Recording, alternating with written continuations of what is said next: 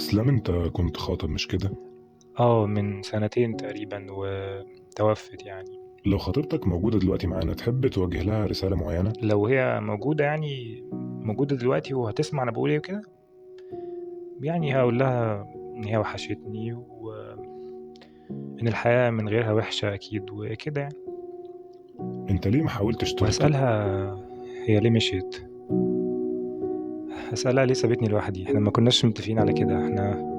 احنا كنا بنبني كل حاجة سوا. احنا اخترنا لون الحيطان والبلاط و... وهقول لها إنها وحشتني ووحشتني ابتسامتها. كانت دايما بتقولي ان في لمعة في عيني وانا بتكلم، كانت هي بتحبها، يعني كانت بتحب تشوفها فيا لما اكون بتكلم عن مستقبلي وخططي لمستقبلنا سوا. عاوز اقول لها انها مشيت وخدت اللمعة دي معاها، وان عيوني ما عادتش بتلمع لحد غيرها، واني بقيت بكره افكر في مستقبلي وهي مش موجودة فيه.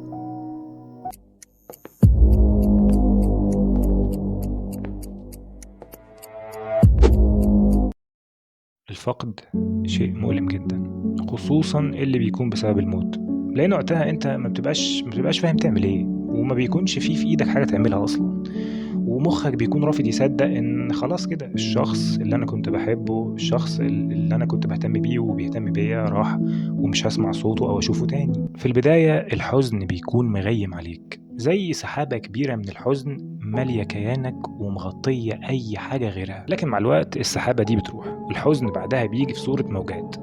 تخش السوبر ماركت تشتري شيبسي مثلا، تلاقي نوع الشيبسي المفضل بتاعه فتفتكره فتعيط.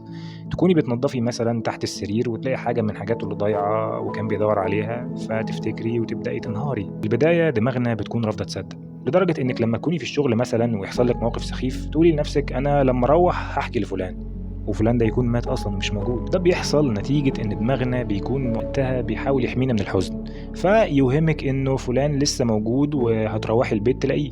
لكن بعد كده لما تتصدمي في الواقع الموضوع بيكون مؤلم أكتر بكتير من شوية الحزن اللي كنت هتحزنيهم. وقتها هيكون في ناس كتير حواليكي بتحاول تواسيكي وتقولك معلش، هو دلوقتي في مكان أحسن بكتير وركزي على حياتك ومستقبلك وكلام زي ده. بس في الحقيقة انت مش هتكوني محتاجة أي حاجة من دي، انت بس هتكوني محتاجة حد يسمعك وانت بتعيطي من غير ما يواسيكي أو يحاول يغير الموضوع. بعدها هتلاقي نفسك بتخشي في مرحلة من الهروب، تبدأي تتجنبي كل الذكريات القديمة بينكم، تبدأي تتجنبي الأماكن اللي كنتوا بتروحوها انتوا سوا، تبدأي تبطلي حتى تفكري فيه، تهربي من ذكرياتكم سوا. بس الموضوع بيقلب لحالة من الحزن المعقد، فتبقي مش قادرة تمارسي حياتك بشكل طبيعي، وللأسف الموضوع بيتعقد أكتر. الحزن ملوش وقت معين، مفيش جدول زمني محدد بيقول لنا إمتى هنبقى كويسين، بس العلماء بيقولوا إن أغلب الناس بيحسوا بتحسن بعد 6 شهور تقريبا من الفقد، وإن في ناس كتير قالوا إنهم بدأوا يحسوا بحالة من التوازن العاطفي بعد سنة أو سنتين من الفقد. بس زي ما قلنا ده مش قانون، انت ممكن تفضل أكتر أو أقل من كده عادي. والحل الوحيد مع الحزن ده مش إننا نتجاهله أو نحاول ننساه، الحزن مش حاجة نلف من حواليها، لازم نعدي جواها.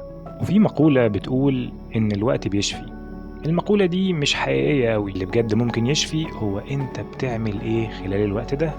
هل بتكتم ألمك وما بتحكيش باللي حاسس بيه، ولا بتسمح لنفسك إنك تعيط وتتكلم؟ الموضوع ده بيفرق جدا، وصدقني الحياة ممكن ترجع حلوة عادي من غير ما تعدي الحزن أو تنساه. المهم إنك تكون قادر تتنفس جواه وتعيش حياتك بشكل طبيعي، وساحب في إيدك ذكرياتك مش هي اللي ماشية وسحبك وراها.